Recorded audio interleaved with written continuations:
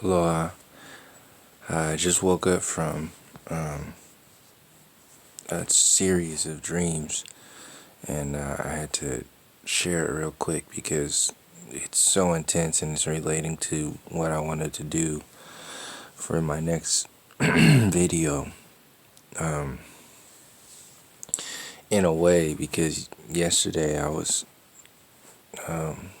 watching the news and seeing how the local news and seeing how it's designed, how it keeps, there's a mathematical equation to the way the news is designed.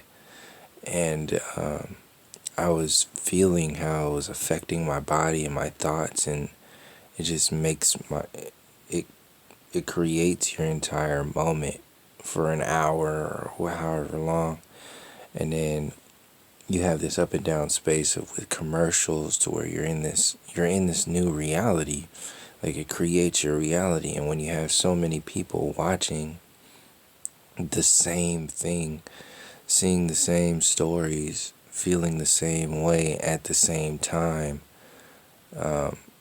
creating the same reality based upon these Fox News, CBS, ABC program codes, these designs, then that's a big deal. It's a big wave of consciousness that is being coded. It's programming your reality, to in reference to some previous videos I've done recently, where I was talking about the double slit experiment and the one study where people were meditating and praying and affecting crime around, like the crime rate went down 23% because of that focused energy. So what happens when, to the crime rate, just for the sake of thinking about it, what happens when you're bombarded with the opposite side of that, which is what the local news is. It's this fire, this kidnapping, this murder, this police thing, this voting thing, this. It was constant, and I was just really tuning in as if the news were a meditation. Like, I was going into that space, and I felt just like disgusting. It was really bad. But I was seeing it as our reality being created, and what kind of reality is that creating? And then they jumped straight to the commercials, because it was just 5 stories of murders, and three or four, I think they went three stories of people who either jumped onto a train or fell onto a train track or whatever, with one old story. So 4 stories of people being hit by trains in a row yesterday, and it was just bad. And then went to these commercials like all this upbeat sort of. It was disgusting. So I was thinking about that, and then I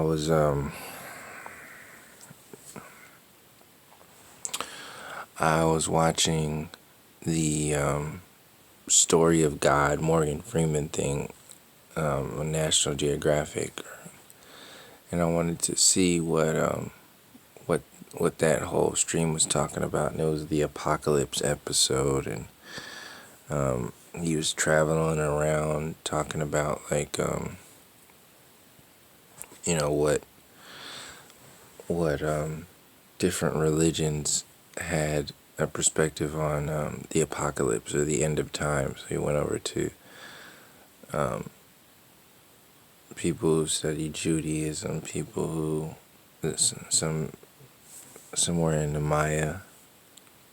Mayan civilization, somewhere somebody who studies Christianity, and of course they had the globe stuff all over the place in there trying to interpret the Dead Sea Scrolls and the Essenes and all this stuff. But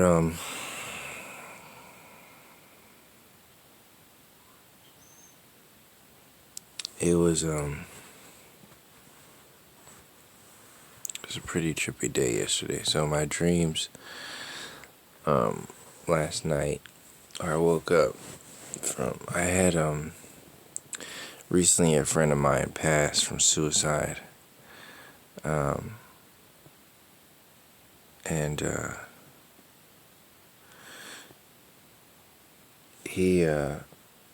I had a few dreams with him after he passed, but last night was it felt like a meeting.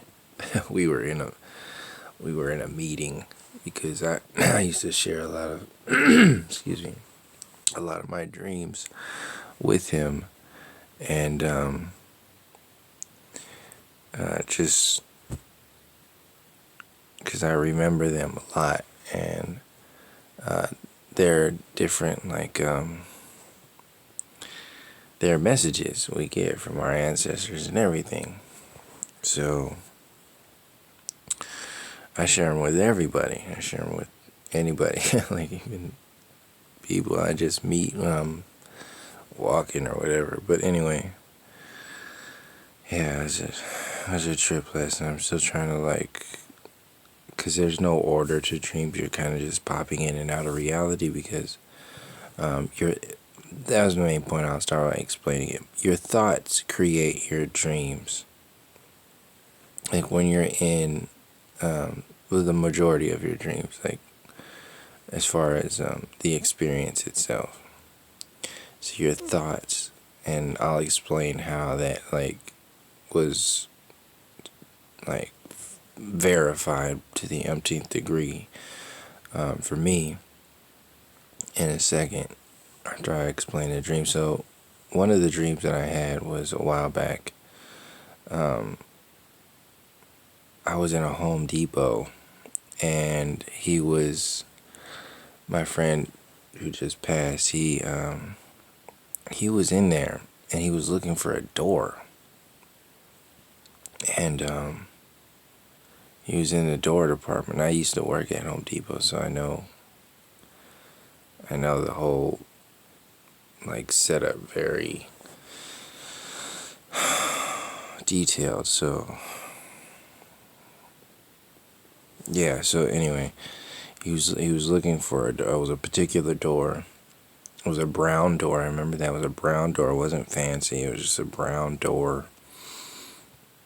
And he couldn't find it.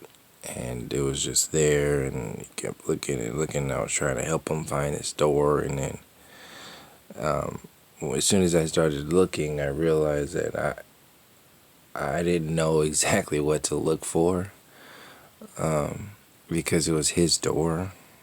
It was weird, because I understood what was happening in the dream.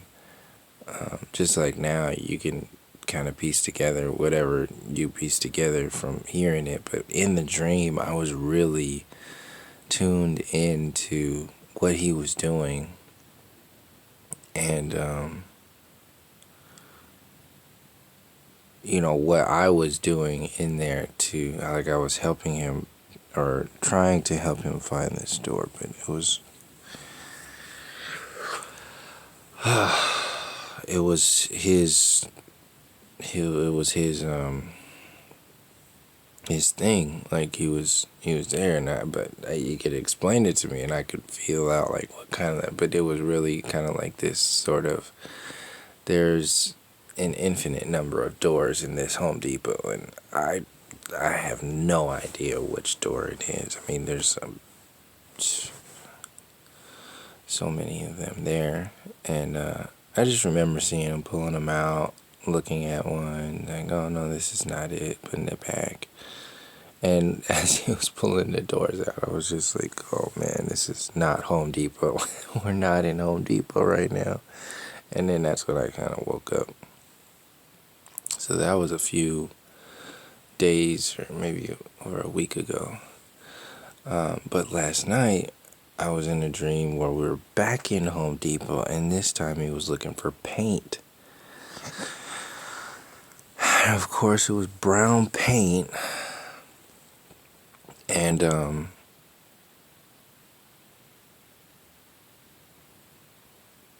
yeah, he couldn't find the right paint. And, I was, getting really lucid in the dream because this was very familiar now. It wasn't that long ago since I had the last dream, and this one was very. It was easy to pop back in, so into this space of lucidity here. So I remember talking to him, like, asking again, like, what kind of, because this is how we were when he was here. I would help him with stuff, and like, what are you looking for? How are you thinking about, like, how this? He's very like technical. So now I'm not very. I mean, I am technical in a way, like logistically, in a sense, but I lean more towards the artistic side. So, having known him from growing up from high school, we know how each other think a good amount. So I was explaining to him, like, man, what are you looking for? Like, what the fuck? What? It's just paint, man. Get some brown paint. And and then he kept explaining to me without so many words. It was like, it's not that easy. And then that's when I kind of went into this this deeper space of lucidity, to where I was just like, whoa, shit, he's really looking for something pretty. He has to, like, look for this. Because if I were looking for paint, it wouldn't take that long. And then I started to think, like, I started to really see that this was a dream, because Reggie,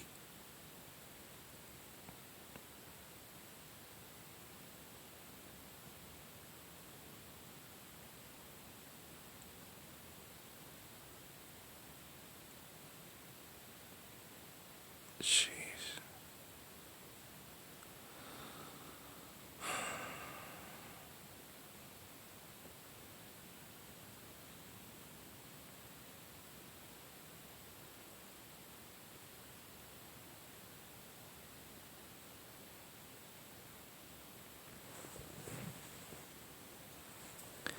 He had just passed. So I was like, man, this is a trip. Like, he's here right now. Like, he's right there. And then he started to realize that I was realizing that this was a dream. And then he stopped looking for what he was looking for. And then we ended up in this other part of Home Depot, to where we were just sitting down on this couch, and a mutual friend was sitting in between us, and this person was acting like a bridge, in a sense. And I was just like, man, what? Oh, man, it's so. I have to pause to let these, to bring the dreams back. So, not to mention how, like, intense this is.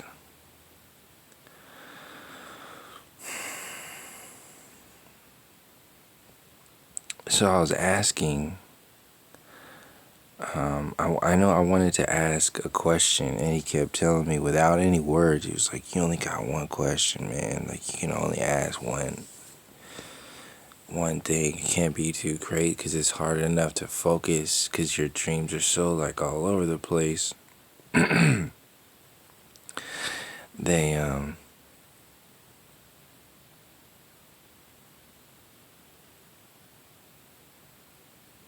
yeah, Reggie,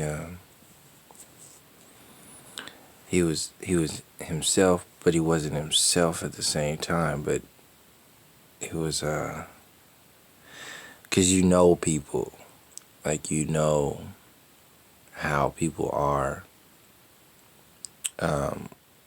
when you know somebody for so long, like you know somebody for so long, and we had both been on our own spiritual kind of journeys, so we understood how people think, like each other think, and man, I just remember because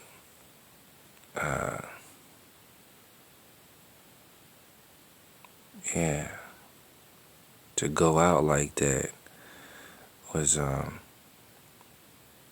left a lot of questions, and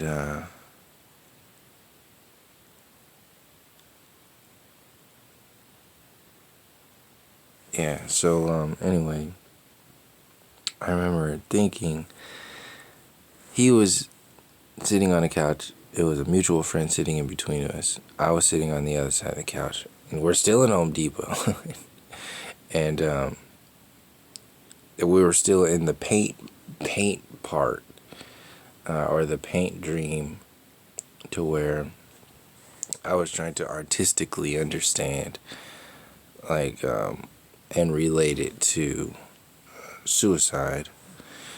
Understand what happens when that happens. And I remember saying, like, what's the difference now, like, between you and us? Because the us that was in the dream were people that were still here, so-called alive. And he wasn't giving any answers. It was just like, it was just kind of like a little bit of telecommunication. And oh man, this is so intense to be like waking up and going right into it and sharing it with everybody.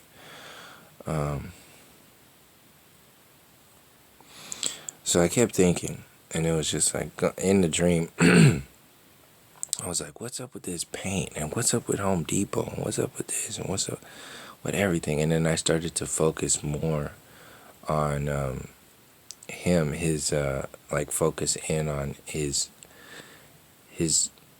presentation in the dream. And he was him. He was Reggie. That's who he was. He was there, and he was how I remembered him. And then as the dream went on, his form started to change a little bit, like fade away. It felt like in the dream it was like he was holding on, and that as he was holding on to being in that dream, the image of the body started to kind of deteriorate. But I think he was holding space, I was holding space, everybody was holding space in order for that dream to keep going on. That's what it felt like. And I was like, well, alright, the only thing I can come to think about in regards to him looking for paint, me helping him look for paint, was, and us being in Home Depot, was that like he had to get things, like go through another step, take another step in order to paint, in order to find these doors or whatever, or do this thing, where in us being here in the physical reality, our thoughts immediately create our reality. We just don't see them as that expression. Like we don't recognize how important our thoughts are. And this is my whole point of this video right now, is that the importance of our thoughts and our focus, our energy as a whole. And our emotions. That's what it is. Our thoughts, our focus, and emotion. How important this is, because there are different thoughts which are connected to different energies, or vice versa, however you want to see it. It's one and the same. That literally shut down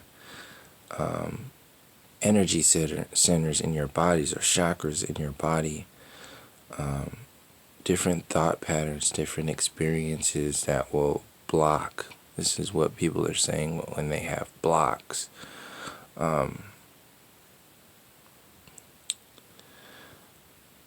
And this is what the news does to not only program people to create a reality on a collective scale, but also to shut people down, to shut down their energy centers and their creative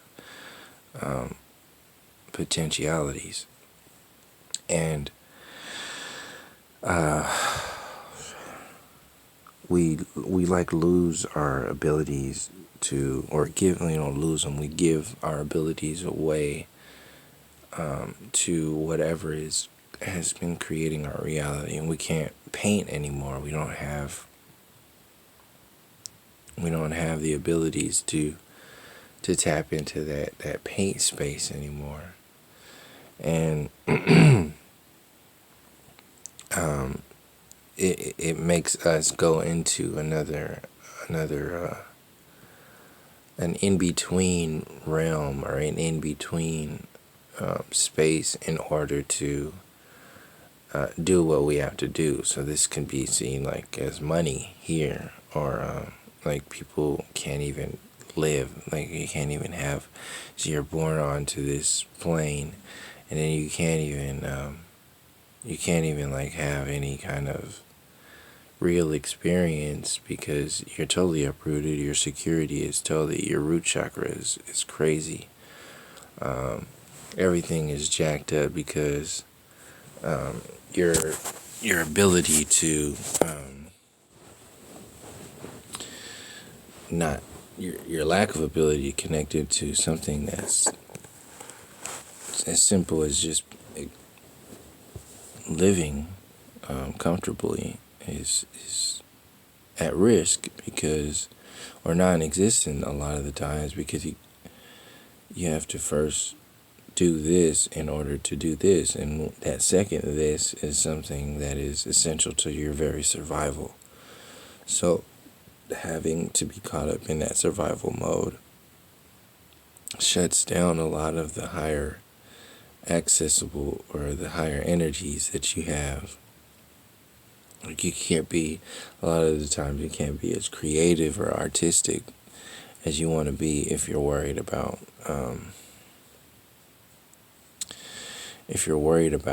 one thing. Like you can't, a good example is like if you're an artist, if you paint, then, and you gotta worry about going to work at Home Depot or something, then it's gonna be difficult to, you're not gonna be able to paint as many portraits as you would if you didn't have to worry about that space. So this is what this whole thing does. It shuts down our dreams. It shuts down our creative ability. It shuts down. And this is us, the dreamers and the lack of dreamers that are doing this. And it's all based upon our thoughts. Like our thoughts are programmed by the public education system. Our thoughts are programmed by the university system. Our thoughts are programmed by the globe model. Our thoughts are programmed by how people are perceiving the Mandela effect. Our thoughts are programmed by the the artificial power that comes from people trying to guess what the fuck CERN is. Our thoughts are programmed, like we are literally programmed into this this fear-driven, focused state of being with the way religion explains God, the way religion explains our reality in a lot of ways. And it's our focus that creates our reality. In relation to being expressions of the Most High, being able to experience this physical reality as a whole, and then still have access to our dreams and do this whole, there's a harmonics here, there's a science here that is beyond the science that we understand as our university system science, that whole place. And we are an expression of that creative space. So getting back to the dreams, I was explaining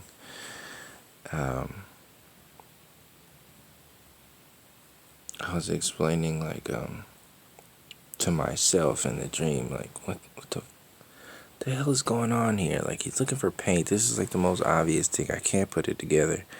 And the only thing I was thinking like was he had he was in that space, and I said something like, we have access to be administrators of, because he's very technical, like computer person. So I was trying to like see how this relates to computer system. And that's when I actually said in the dream, I said, well, it has to do something with the admin. Like, we're all administrators. Like, we have access to this computer. And then something happens when you take yourself out. And I said something with the admin, and that's when he said, be careful. And then that's when I got the feeling when he said that, he wasn't telling me like, be careful. He was telling me like, no. That's his way of saying like, no, there's something more to that. It's not as clear cut as that. But I was on the right track in a sense. That's the feeling I got in the dream. He was like, be careful, but that's not exactly it. It's like, we're all admins. We all have, because that's what I was saying, we're all admins. But in the dream, my like conscious space was getting involved and was like, oh, well, because you engaged in this experience that took yourself out of here, which was mainly for me to see like and understand like what this whole transition for him was. So yeah, he was just like, be careful, which was yes and no. Not really. It was more like not really. So it's just like, oh man. Alright, well,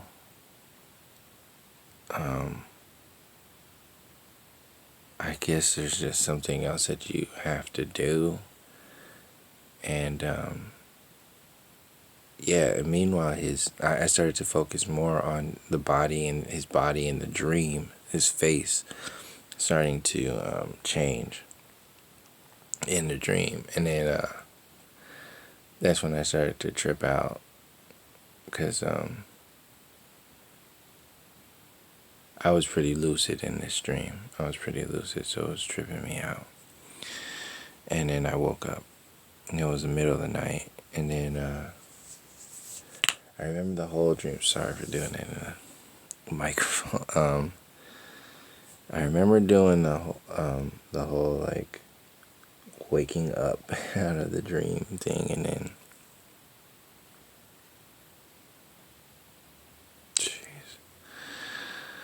I remember the whole dream. I had a good beat on it, and I go through this whole thing of remembering my dreams right when I wake up. And everything was cool. Everything was quiet. I could wake up slowly. And I was still tired, which was good, because then I can go straight back to sleep. And that's what happened. And this is one thing that I hadn't done before. At least this extreme. I went back in to the Home Depot. It was a different dream, though. Like, we were in a different part of the Home Depot, so that part ended when we were on like a couch, and then I was looking, and then I woke up. I was like, "Oh shit, that was a trip," and I just remember him saying like, "There's something with our admin, yes." And then our thoughts, yes. You create your reality, yes. The program that is there is designed to distract you from your reality. Everything around you that comes from the mainstream, from the university system, is a distraction from you, your thoughts, your focus, your energy, creating your reality. When you get into a meditative space, that is you connecting with the foundation, your stillness, to paint whatever it is you want to paint on that platform or that canvas, from that space. And then when you come into the physical reality, you see them bombarded by the music industry, by Hollywood, by the internet, by the mainstream media, by the university system, by the globe model, by everything that solidifies your focus, your energy, your thoughts into a prepackaged artificial synthetic reality that, has manifested all the way up into our understandings of this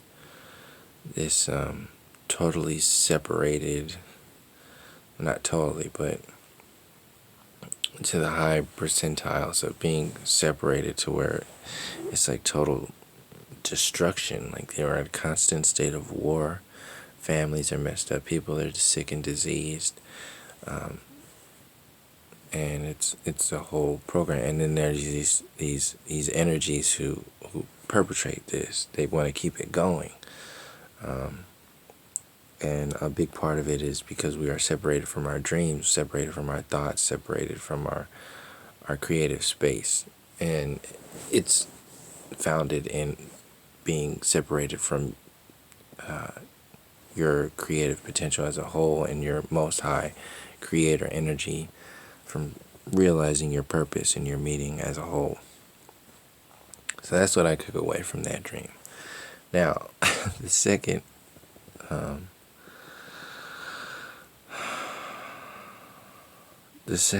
of the second dream is we were in like the and he never worked at Home Depot. I'm the only one who worked at Home Depot. We were in a different part, like we were in like the employee lounge of the Home Depot, and I remember my family members being back there, and we were just all hanging out, and he was there too, and I was sitting on the far end of the room. Everybody was kind of talking. Everybody was like on break or whatever. And I remember, excuse me, I'm sorry. Oh man. I remember explaining. We were just talking, and then I like immediately became lucid, because I had just woken up from that dream. I went back to sleep and was in the dream again, and he was there again. I was like, oh shit. So I was like extremely lucid, to where I was looking at people. It felt like I was actually awake. That's like one of the most intense dreams I've had in a while. And I looked over at him and I said, hey, I just had a dream with you like a week ago, man. Like, we were, and I'm speaking to the energy that has passed. Okay, so like this whole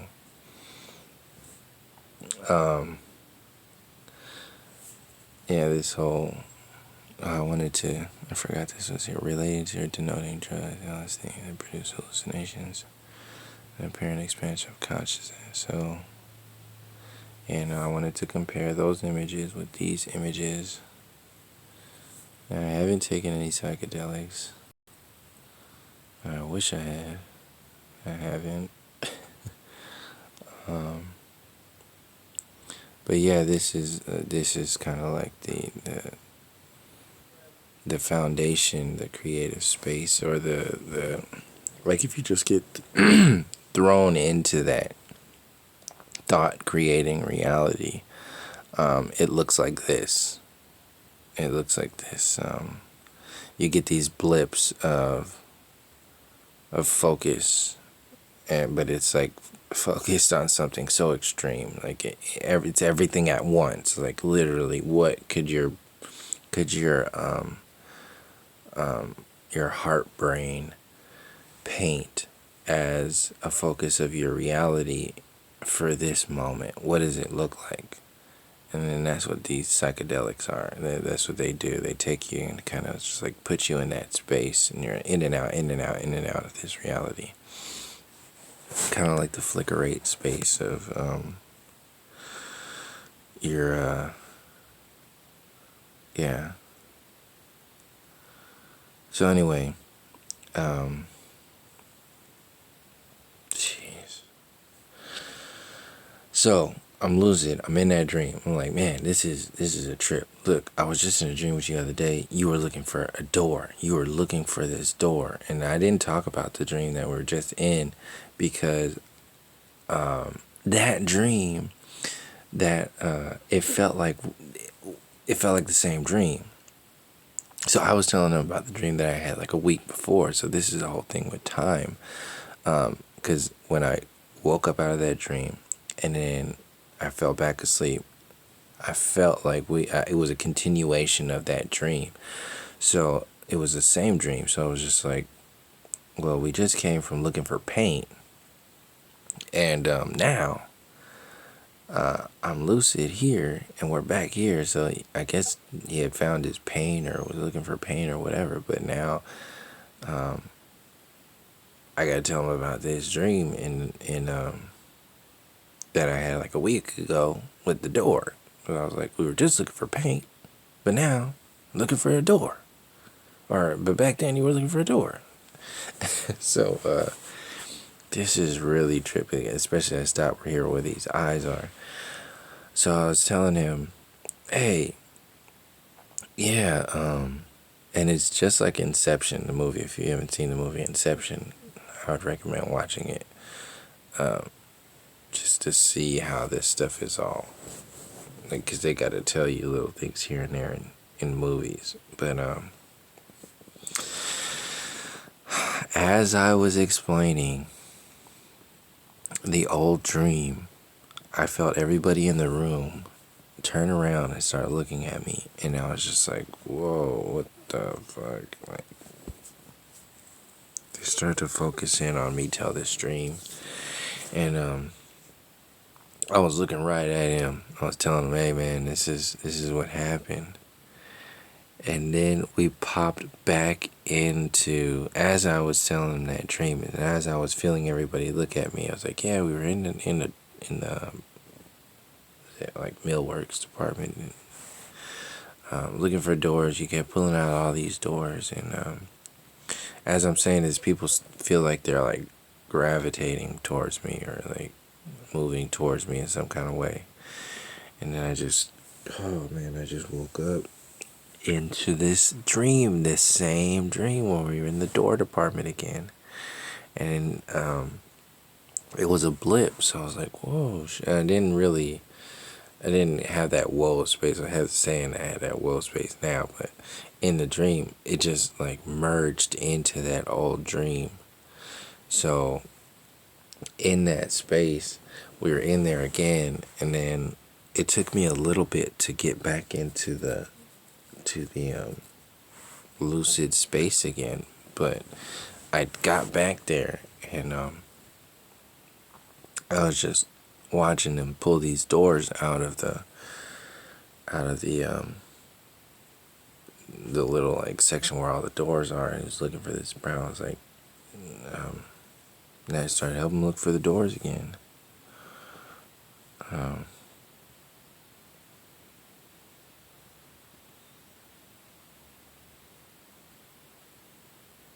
Yeah. So when I woke up out of that dream again, it wasn't that long after that. I realized that this is extremely important, if not the most important thing out of all the videos that I've been putting together. Your thoughts are your reality. Your thoughts create your reality, and not as like, I don't know, people take things so linearly, but we're not like linear. Okay, so if you were to see that you're linear and at the same time you're like this, like you're all this color and all over the place, like the linear side would be at best half of your reality, your perceived reality, like the patriarchal system, which is what we've been convinced is our reality. This whole globe model, that's how they make it. They compensate for the linearness is to tell you live on a globe. So it's like, oh yeah, we live on the mother, so you're connected to the 99th percentile of the mother energy, but you don't realize it, you don't activate it, because even that 99th percentile of recognition is not, it's not turned on, because it's not the true connection, the true understanding of our reality. Our understandings are prepackaged by NASA and the university system, people like Neil deGrasse Tyson and that whole thing. So we don't really understand from a thought connecting space, which is that creates your reality. We're not connected to that creative space and experiential space, because we have a messed up version of what it looks and feels like, and we're creating this artificial reality because of what we believe, or a lot of people believe, instead of having that knowingness. Like, we're not even in a space of having a knowingness.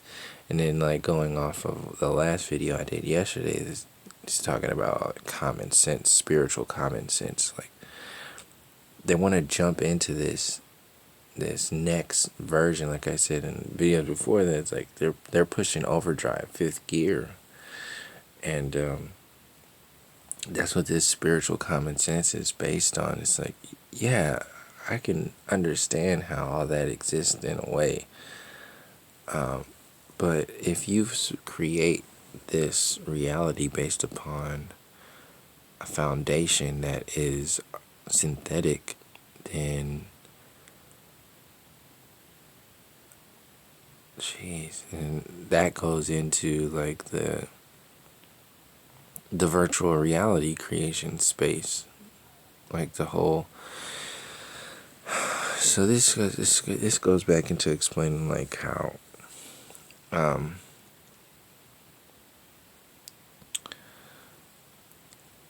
don't think I've spoken on it too much, but how in so many ways how our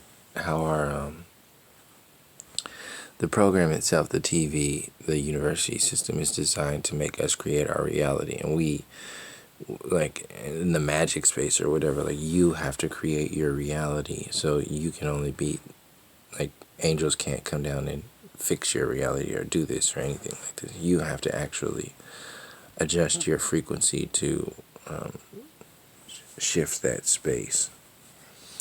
So,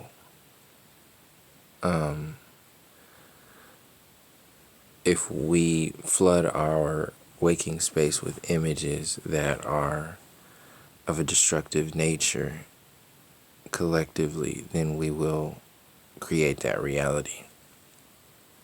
If we flood our space with our creative potential, our connected space, then we will be creating a reality that is more in tune with nature, with each other.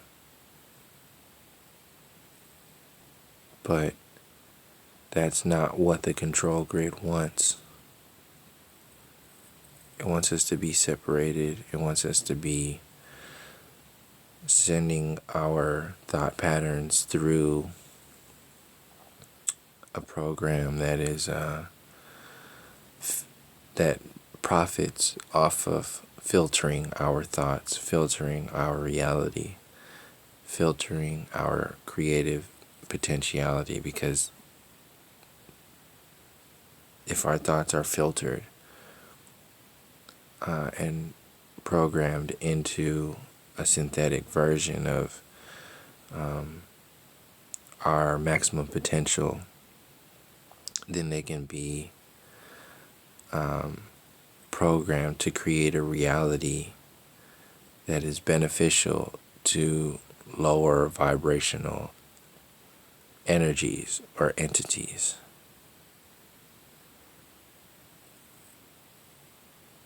And then we, in a sense, are opening up our vessels to allow those lower vibrating intelligences to manifest within our reality through our thought patterns, through our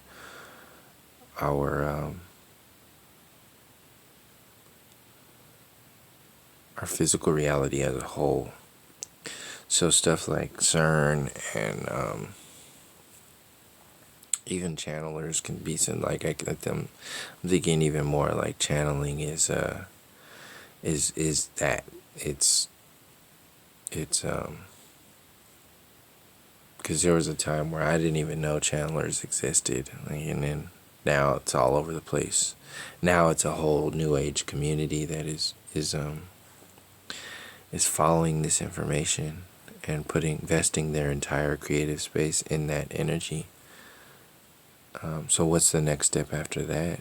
Like, if an individual can do that, and if an individual can do that and have a following of people, that's a lot of energy, that's a lot of thought, that's a lot of focus. So what's the next step after that? That could be what this whole internet programming and news programming and all this stuff is. It's like, if an individual can do that, then and we're all creating our reality. What happened if a different kind of energy came in to create realities, which is what channelers are doing. They say it's for the benefit, it's for the better, and it feels that way a lot of the times, but now it doesn't feel so much that way. It feels like there's an intent there that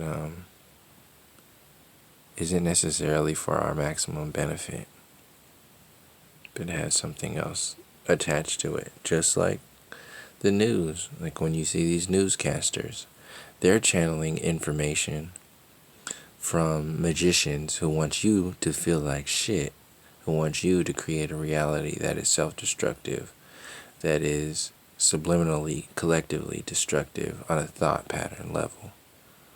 So they pump out this information that will perpetrate that design. And I'll end here on that note. Like, when I woke up, that was my main focus, was to share. If I share this dream, I had to share it with the focus of your thoughts create your reality. People who are going to tear that, who are going to go into, like, try to attack that space, they're going to attack it from a linear perspective. instead of understanding these images right here and seeing that this is another way of experiencing your reality. Obviously, it's hard to understand your thoughts creating your reality from a linear patriarchal university system perspective, because that's not how that place is designed. It's not how that machine or that computer is designed to experience its reality. It's not how it works. But coming from the space of your dreams, that's exactly how I experienced it this morning, and many times before, but this was the focus now. It's like your thoughts will shift you into another dream.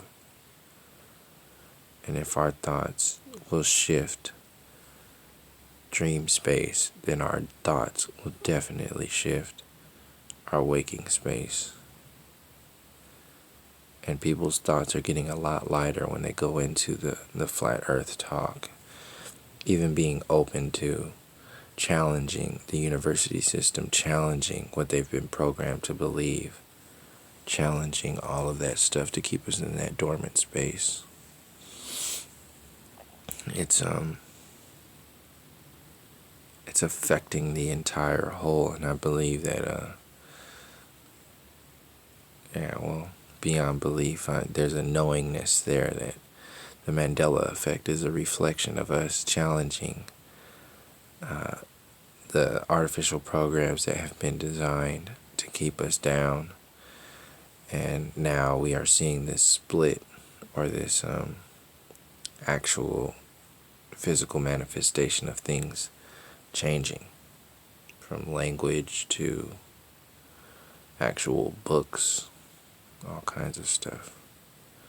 So it's this merge between dimensions and reality, and us being the bridge in between that space. So I'll end it with meditate, go into that space, that stillness even more, feel that reality, and start expanding on how thoughts are involved in our creative process, and the Mandela effect, and how important it is to connect with that reality, that experience, that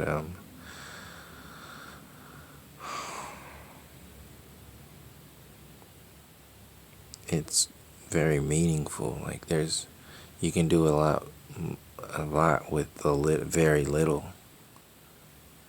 You can do a lot with very little, and our thoughts are a prime example of that. Like if you can think it, like it can manifest. So anyway, that's pretty much it. Thank you for joining me. Until next time, peace, love, and harmony.